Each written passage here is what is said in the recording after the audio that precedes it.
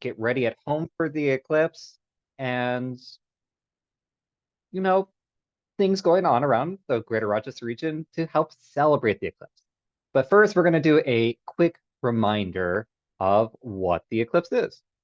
So, it almost feels silly putting this slide up right now, but I do have to point out we are only 4 days away from the eclipse. The eclipse is this Monday. It is correct. It is snuck up on us a little bit that we have been preparing for many, many years here at the RMSC. So what it all comes down to is when the geometry allows, the moon passes in front of the sun, casting a giant shadow onto the earth, and we get to be in that shadow.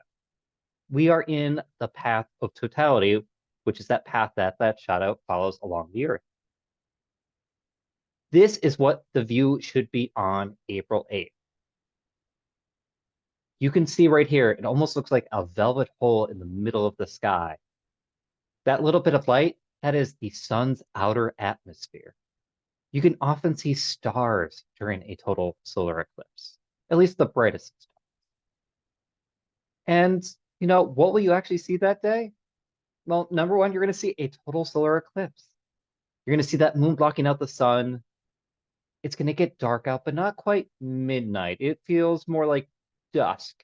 Think about an hour after sunset. If you were to look at the horizon, it actually looks like a 360-degree sunset. You should be able to see a couple planets. Jupiter and Venus should be fairly easy to spot. If you're at just the right height and with little light pollution, you might even be able to see Saturn and Mars. The brightest of stars will be visible. If you were to look in the exact opposite position in the sky, so the eclipse straight ahead of you and you turn around 180 degrees, you should be able to see Orion, or at least Orion's belt with those three little stars near each other. And then we have the diamond ring effect and Baily's beads. Let's start with Baily's beads. Because the moon is not a perfectly smooth sphere, there's craters, there's valleys. In the last couple of seconds before we hit totality, light will escape through those little crevices, and it almost looks like beads dancing along the edge of the moon. The diamond ring effect is that first burst of light as we enter totality. It is still during this moment that you must be wearing your eclipse glasses. So for both of these images right here, remember you still need to be wearing your eclipse glasses. Only afterwards can you take them off. To give you an idea of what it'll actually look like that day, this is the whole experience sped up in just a couple of seconds.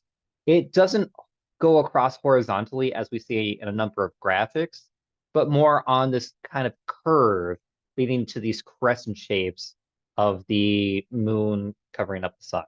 It's like you take a big bite out of a cookie and just put it up in the sky. So, as I mentioned a second ago, it won't be midnight out, but it will still be fairly dark. In fact, it really gets dark in the last couple minutes, and honestly, the last 30 to 60 seconds as we enter totality. It really all of a sudden becomes dark out. You really won't notice any of this for that first hour leading into totality. To give you a quick idea, I'm not sharing the sound. This is a video of the 2017 eclipse that our previous planetarium director, Steve Fentress, took in Gallon, Tennessee. And you can see it all of a sudden getting darker out. And it happens fairly quickly. What you don't hear, and you can find this video online as well, is people's reactions as we're entering totality. You can hear cicadas as the last eclipse took place in August. Is just a stunning sight. Now, I'm actually going to fast forward a little bit to after totality, because just as it gets super dark fairly quickly, at the end of totality, it becomes very bright. You are going to want to take your put your eclipse glasses back on your face in about a second or two right before totality ends because it will very quickly get bright out. It's almost like an ice pick of light.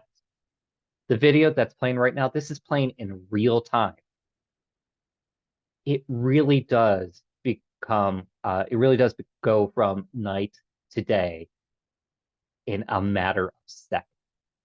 It is it is not until a total solar eclipse that you realize our sun is so powerful. It is incredible how much light it actually produces.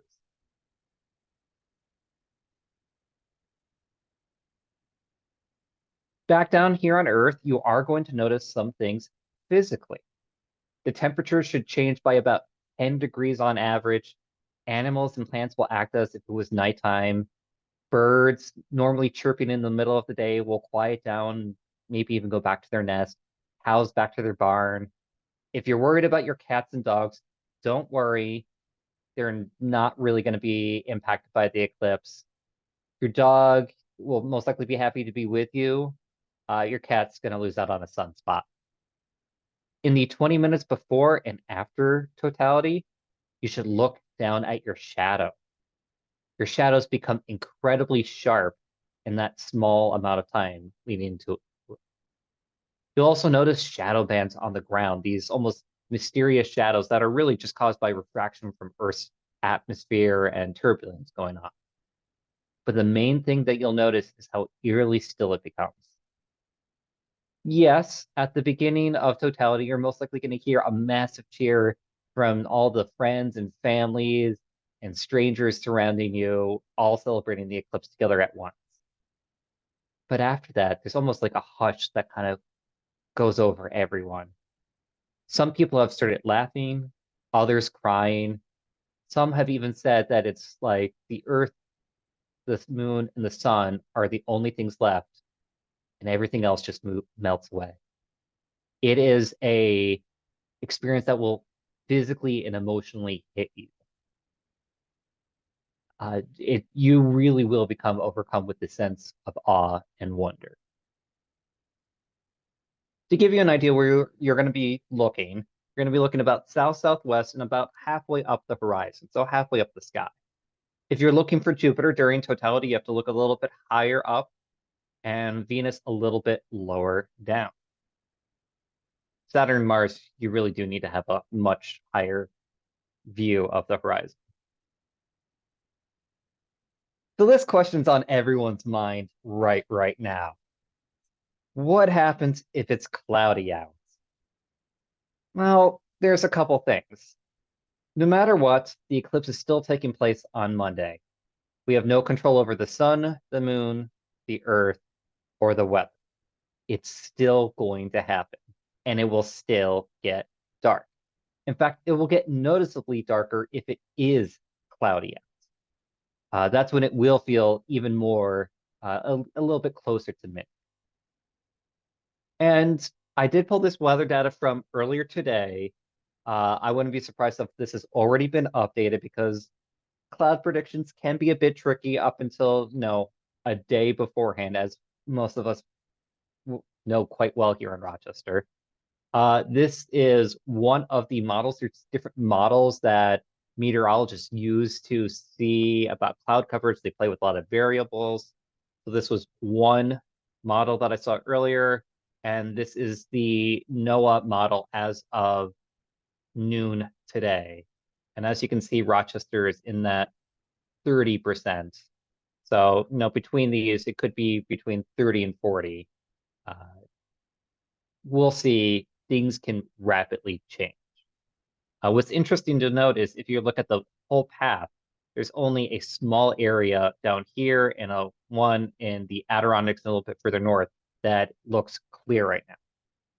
But don't worry, magical things can still happen during a total solar eclipse. This is one of my favorite videos from 2017. This was at Homestead National Monument. 20,000 people were there.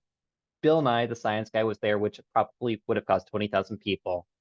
But if you were to look at footage from earlier in the day, thunderstorms, heavy rain. You can even see it in the background here of just these dark, ominous clouds. Now I'm going to turn this video around. This is a 360-degree video, and we're going to aim this up a little bit. So here's what it looked like right before totality. And now I'm going to fast forward a little bit. A little too far. So often during totality, because a lot of clouds are caused by heat and it suddenly becomes cooler, well, a lot of those clouds dissipate or part or just move away. And what happened in 2017 is even though everyone was probably soaking wet, dealt with heavy rain, they were still able to see totality. Imagine cheering with 20,000 other now friends and people who you are forever cemented with this experience. I have heard stories from this event and just how wild that crowd really was. So this could happen as well. To kind of take a step back, here is the overall path of the eclipse. It will start, it'll hit land in Mazatlan, Mexico, move its way up, and eventually hit New York State. To zoom in on the state, everywhere in between these two blue lines will get to experience totality. The closer you are to that red line, the longer it will be. For example, here at the Rochester Museum and Science Center, totality will last 3 minutes and 38 seconds. If you were right on that line at SUNY Brockport, where they're having their own events, they get 5 more seconds compared to us. So here are the main times for Rochester for the eclipse. The eclipse will begin at 2:07. I'm just going to round up here. When the moon just starts to slowly cover up the sun. We won't hit totality until 3:20. It's exactly 3:20 and 11 seconds here at the RMSC. It will last 3 minutes and 38 seconds, as I said. Your location will decide how long totality is. As I said, the closer you are to that center line, the longer it will be. And the opposite is true, where the closer you are to that blue line, the shorter it will be. The whole thing ends at around 4:33 p.m. when the moon no longer overlaps with the sun.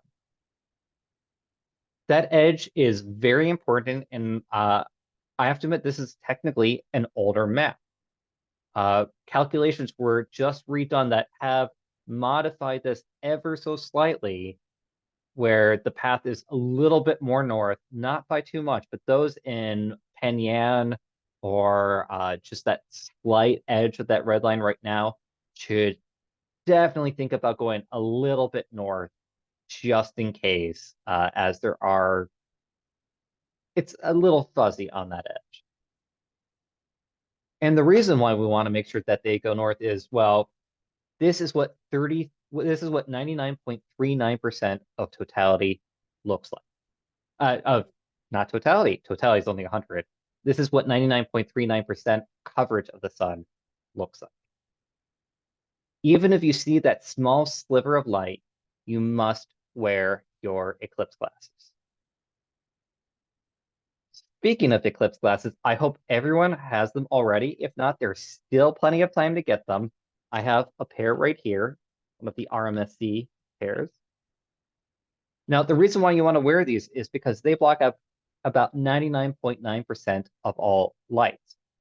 If you have your eclipse glasses already, I encourage you to put them on and see if you can see anything inside.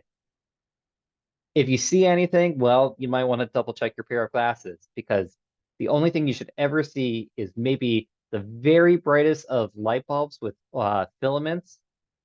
That's on a rare occasion. And the sun. That is really the only thing you should ever be able to see with eclipse glasses. Sunglasses are nowhere near as strong. If I can see your eyes as you look through them, they are definitely not good. Now, we have heard about some problematic eclipse glasses. There are websites for you to double check the manufacturer of your eclipse glasses on to make sure that they were made and up to specification. For which I recommend the AAS Eclipse website. And we can visit that at the end of the webinar as well.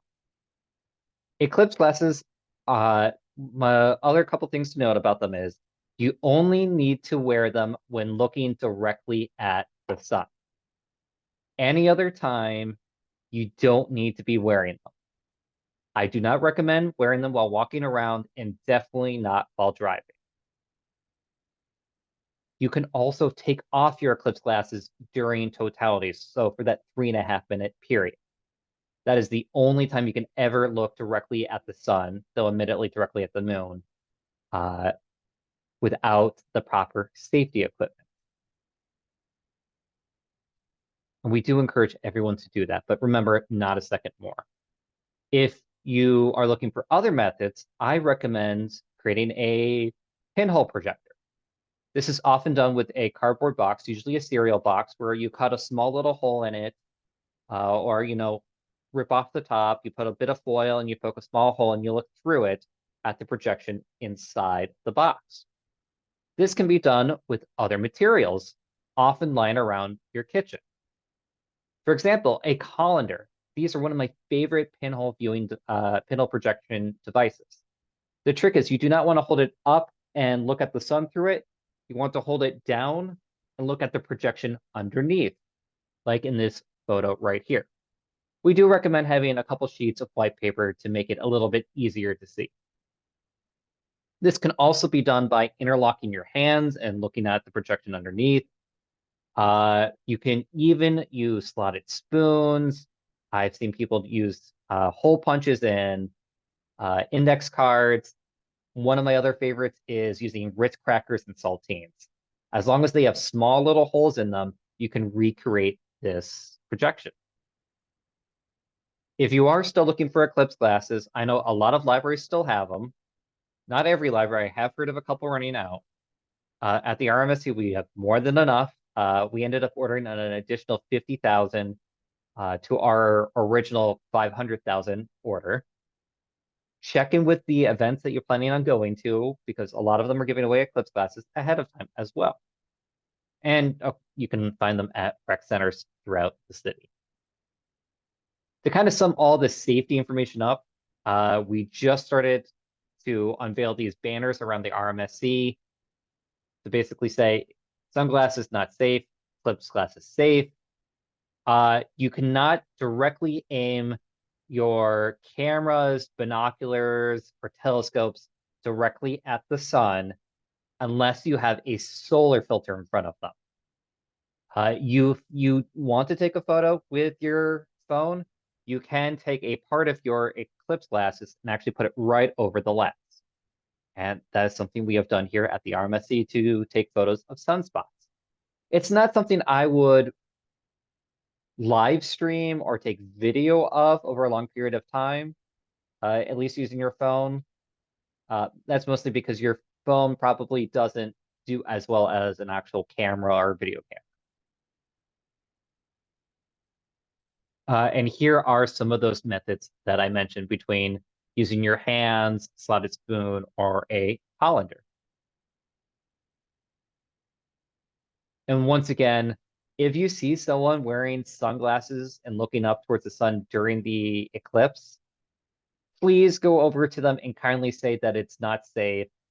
Sharing is caring when it comes to eclipse glasses. You can definitely share them. We want to make sure that everyone has the opportunity to experience the eclipse. If you are thinking about running your own viewing event, I have a couple tips. I won't go through everything. I do recommend turning off your automatic lights outside. They will turn off. It's a really cool science experiment, but otherwise you're going to want to reduce that when you can. There are lots of hands-on activities. We'll go over a couple in a few minutes. There are live streams for people who want to tune in. I know almost every major news channel is going to be broadcasting the eclipse, some from here in Rochester as well. NASA will have a live stream. The Weather Channel will. There's plenty of resources out there. We do recommend having backup weather plans, so in case things do turn, plan ahead. I also recommend wearing that extra layer. This could be a hoodie, this could be a jacket. As I mentioned, the temperature will drop by about 10 degrees during totality. we know if it's 55 degrees in Rochester, that's a pretty noticeable dip between 55 and 45. We really want you to have a dedicated timekeeper at your viewing location. This is someone who can tell you when to take the eclipse glasses off and when to put them back on during the eclipse. You can remove them for totality, and we really do encourage it. I'll talk about the music playlist in a second, but really one thing I want you to think about, I know a lot of you probably already have your plans, but think about who you want to experience the eclipse with. We encourage everyone to be with their families, with their loved ones, with their closest friends, neighbors. We've heard of neighborhood parties taking place. I know a lot of the staff here at the RMSC, myself included, will get to experience totality next to our families. I'll be holding my 2-year-old daughter next to my wife and just kind of taking it all in.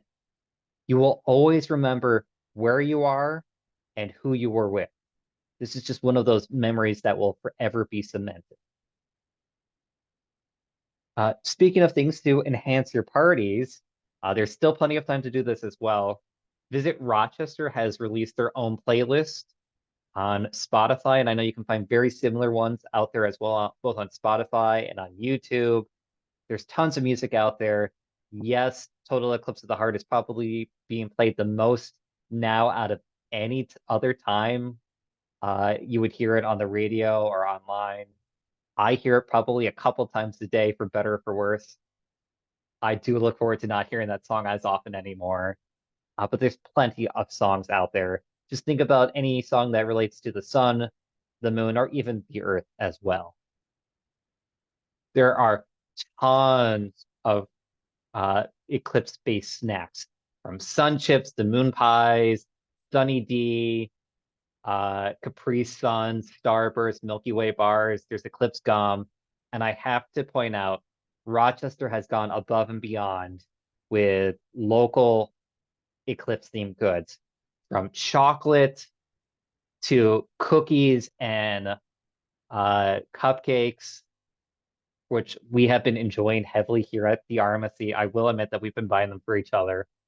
And you can even find Eclipse wine, beer, and cider. And I know Black Button has a gin coming out. There's so many themed drinks out there. If you are looking for activities to do at home, especially with kids, there's Eclipse chalk art. There you can recreate the scale of the solar system with a roll of toilet paper. If you were to be the sun and count every piece of toilet paper out, the Earth would be about 4 sheets in. And to give you an idea about how far everything else after that is, Pluto would be 200 sheets later. You can find these activities linked off of the Rochester Eclipse 2024 website. We do recommend writing down your thoughts before and after the eclipse. This could be either writing it down or recording some video of what you think is going to happen. This is great for both kids and adults alike. To give you an idea, this is additional eclipse-themed chalk art.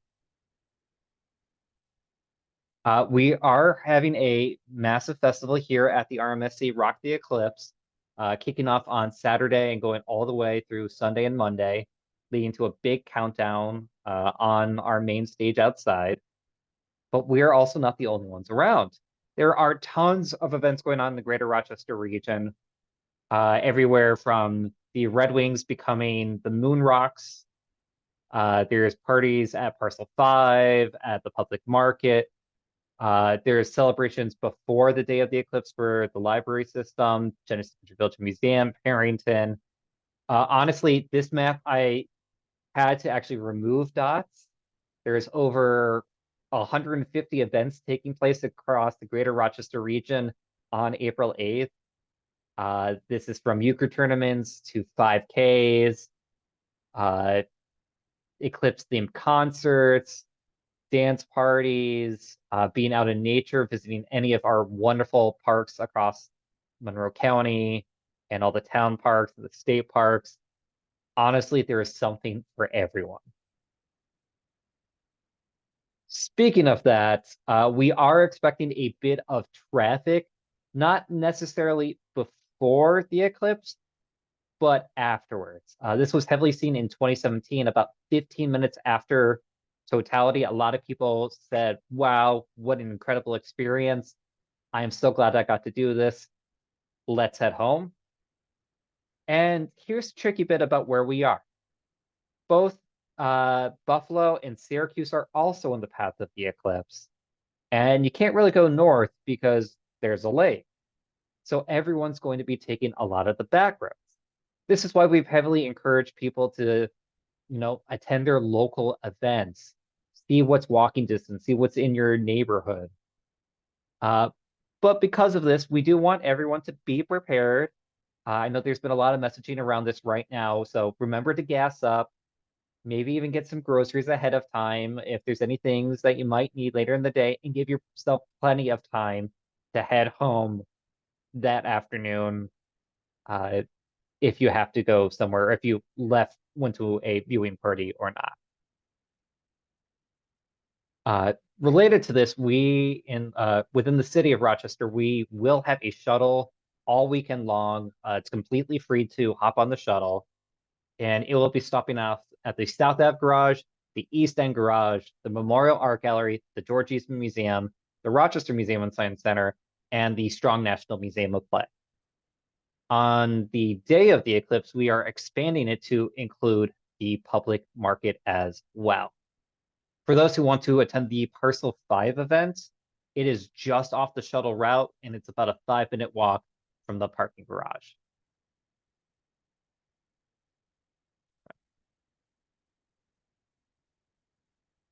If you are looking for any information about the eclipse, if you're looking for events or where to find eclipse glasses, all this information is located on RochesterEclipse2024.org. If you are following the countdown, it goes exactly to 3:20 p.m. on Monday. We don't have the ability to go to the extra seconds, so please give yourself a few extra seconds if you are following along there. And with that, I wanted to start tackling a lot of the questions. This was one of the big things that came out of the first session. Please use the Q&A function on Zoom, and I can start tackling those questions. The first one I want to answer is, do you wear your Eclipse glasses under or over your prescription glasses? I recommend wearing them over your glasses. One other thing I recommend doing is if you have a young one who might have trouble holding up their Eclipse glasses, there's a great NASA activity where you take a paper plate and you cut out a couple holes in the plate so that you can slide your Eclipse glasses on top of it, and all you have to do is hold up the paper plate and look through it. This is a great tool and I have even done it with my daughter, and she enjoyed, both decorating the plate and viewing the sun. As a reminder, eclipse glasses don't have to be used just for the eclipse. We're in an amazing period in the sun cycle where there are a ton of sunspots. To go over the next question, can I view the eclipse with just eclipse glasses and no filter on your binoculars? Yes and no, but mostly no. So I want you to think about a magnifying glass on a hot sunny day. If you were to, point it down, you might get a little bit of smoke from the sun's power being magnified. The same thing happens during an eclipse if you were to use binoculars without a filter.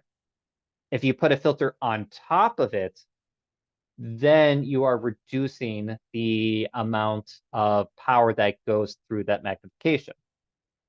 If you put that filter underneath, so if you were to say, put these on and then put binoculars on without filters, well, you're going to get holes in your eclipse glasses and then anything underneath them. So I do not recommend using binoculars that way. You can use binoculars as a projection method, but I recommend following the instructions on NASA first. They have a lot of great directions.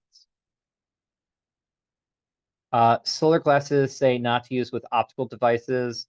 Optical devices does not mean your own glasses. It means with telescopes or with binoculars. Someone was asking, they have Eclipse glasses from 2017. Are they safe?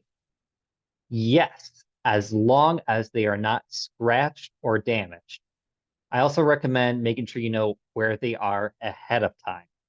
One of the reasons why we are seeing a lot of Eclipse glasses distribution going on right now is because we wanted to make sure no one lost them. I am someone who has done this where I have forgotten where I put a pair. Right now, you might be able to set them out or put them on your fridge. Just make sure they don't get scratched. I've seen people use envelopes or make their own envelopes to kind of carry those glasses around. It's a good way. I also recommend your favorite book. How do you find out the exact time of totality in your town? I am going to bring up a map, and I can put this into the chat as well. So this is one of the main maps that I use. Hold on, I'm just sharing the screen.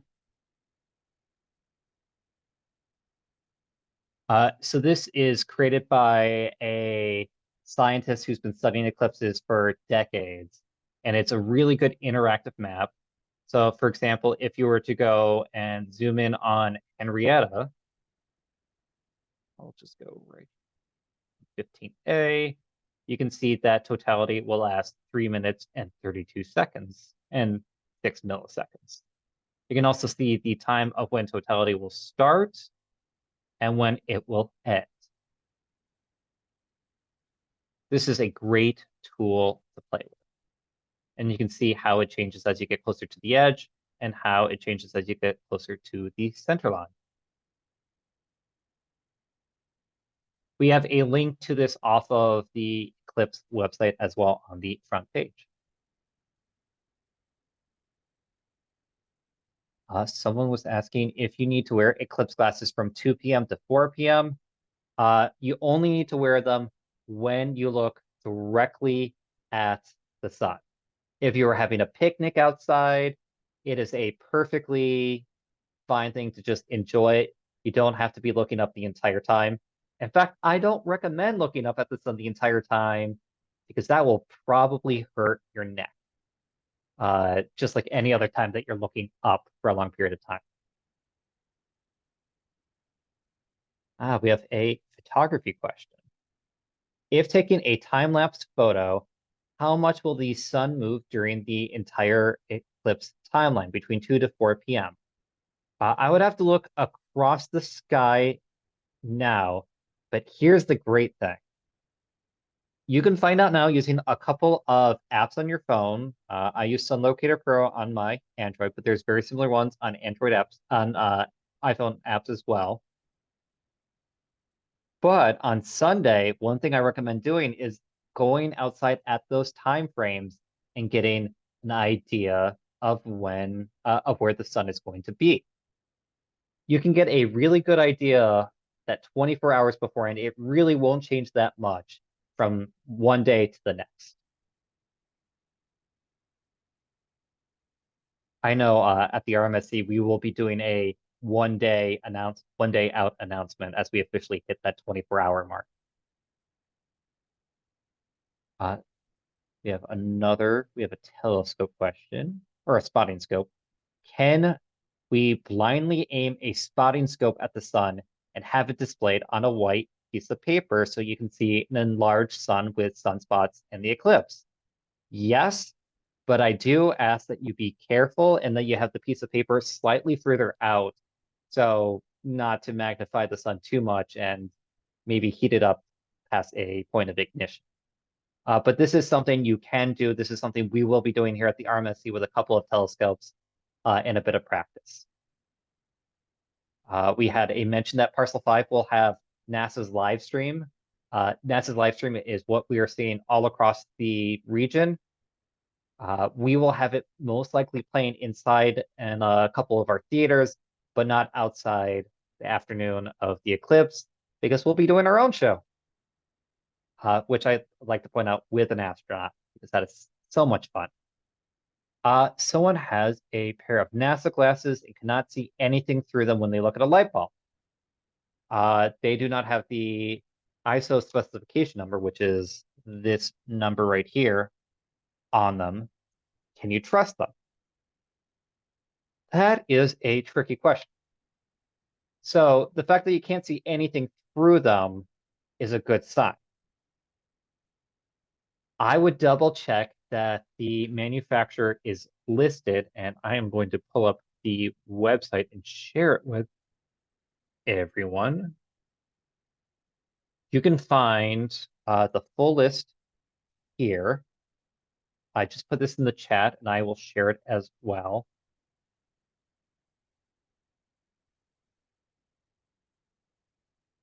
This is the American Astronomical Society Eclipse website. We have partnered with them. We actually hosted them back in 2022. These are probably the best place to double check if you have legit Eclipse glasses. I have this site up a lot of the times these days just to double check in case anyone has any questions. So look to see if your manufacturer is listed here. Sometimes Eclipse glasses can be trusted if it's not on the list, but I do recommend being more cautious than not, especially as the greater Rochester region has a overabundance of Eclipse glasses. By my rough estimates, we have over 750 to 800,000 glasses in our region. We have another one. You might have already answered this. Before totality, is it okay to not wear my special glasses if I'm looking down at the ground? Correct. The only time you ever have to look at, only time you have to wear your glasses is when you are looking directly at the sun.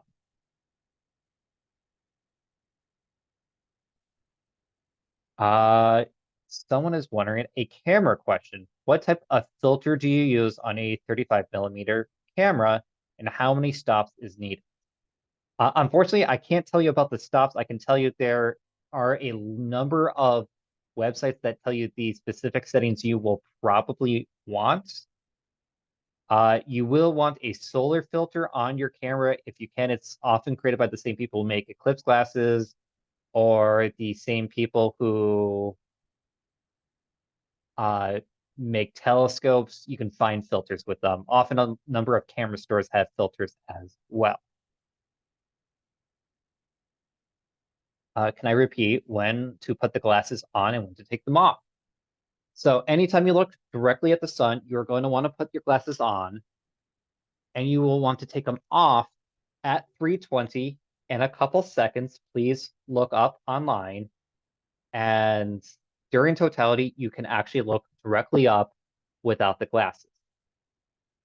I recommend having a timekeeper if you can to make sure that you put the glasses back on before totality ends. And then, no, you put them right back on and then you turn away and you can take them off again. And then celebrate and cheer and just enjoy the experience. Will this webinar be available to share? I believe so. We will get that answer taken care of. The answer is yes. The webinar will be available to share. What about protecting pet eyes? And it will be on the Senator's YouTube channel. For your pet's eyesight, as long as your pet doesn't normally look at the sun, you should be fine. Dogs don't normally look at the sun. There's really nothing different about the sun except that it's being blocked out that day. Yeah, I honestly wouldn't worry. I have admittedly seen Eclipse glasses put on dogs before. I think it was mostly for the cute factor. Someone wrote that they think this is awesome. If you're unable to get outside, can you watch it from a window? And do you still need glasses? You can still watch it from a window, but please still wear Eclipse glasses when looking directly at the sun. You'll still get a great experience from inside. Uh, we know that not everyone can get outside, and that is perfectly fine. We recommend finding a window at about 3:20 in the next couple of days and just kind of get an idea on where the sun will be. Uh, some people are being told not to take pictures of the sun with their phones during the eclipse. Yesterday, someone took a phone with a phone and it was fine. I think it's more of you don't want your phone on a tripod continuously looking at the sun. It can probably it will overheat your phone or overheat your sensor. Think about leaving, especially for those of us with like black phone cases, and how hot your phone will get on a sunny day or when you leave it in your car for a little bit. Yeah, it's not great for your phone. We have taken photos. I know I did back in 2017, and I did in 2021 when we had a partial eclipse as well. When you do take a photo with your phone, please make sure that you yourself are not looking directly at the sun as well. Where can you buy eclipse filters for a telescope? I recommend looking up the telescope manufacturer. Just going to toss one in the chat as a example. You're probably going to want to buy, if you have one in mind right now, you're going to want to buy tonight in order to get it shipped on time. So here's a example of filters.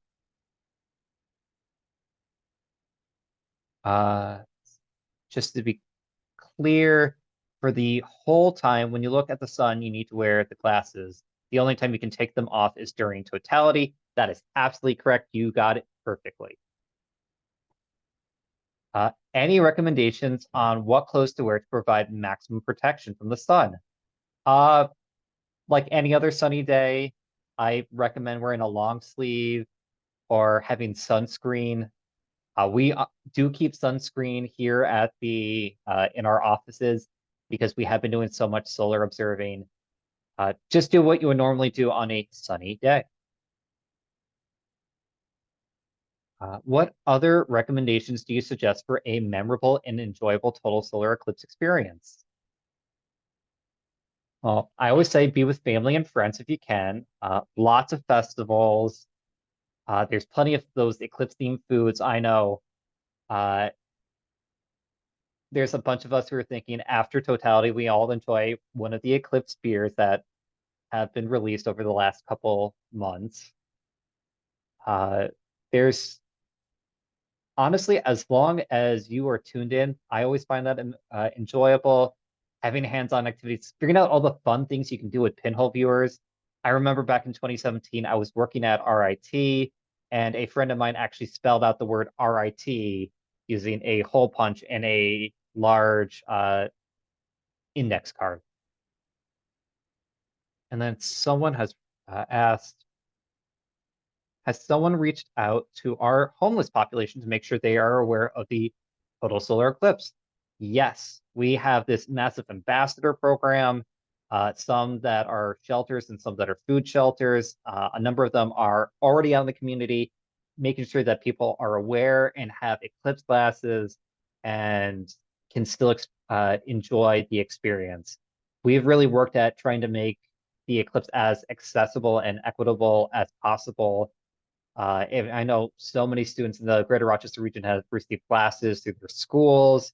You can find them at the libraries. There are still plenty of times to go and see the eclipse.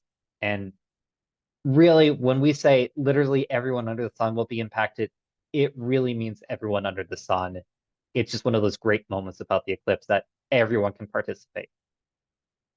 For which, speaking of which, I do want to quickly give a shout out. There is going to be a event at Genesee Valley Park dedicated to the blind and visually impaired community with lots of different devices that translate light into sound so that you can enjoy the eclipse audibly as well, and they'll have tactile maps. Someone has a 2-year-old granddaughter who and is wondering if it's safe to bring her out to view the eclipse. As a parent of a 2-year-old myself, yes, very much so. I recommend maybe practicing about the practicing safe viewing methods, doing that paper plate activity I mentioned, which I can even toss in the chat in a second because I keep that up fairly quickly. Here we are. That's now in the chat.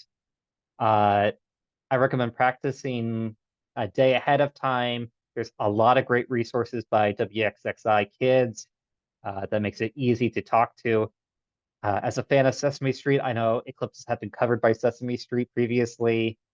There's so many great materials to talk to young kids.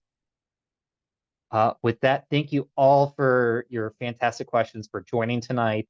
I hope everyone has a fantastic eclipse day. Please go out and enjoy it, even if it is cloudy. It might not be cloudy during totality. And with that, I am going to turn it over to Senator Brouk's Chief of Staff, Zena. Hi, thank you so much, Dan, and to everyone who joined us tonight. On behalf of Senator Samra Brouk, we would also like to shout out and a huge thanks to the Rochester Museum and Science Center for their commitment in co-hosting these eclipse preparation events with us. Hope to see you all on Monday. Fingers crossed we have great weather and clear skies. See you soon. Thanks so much.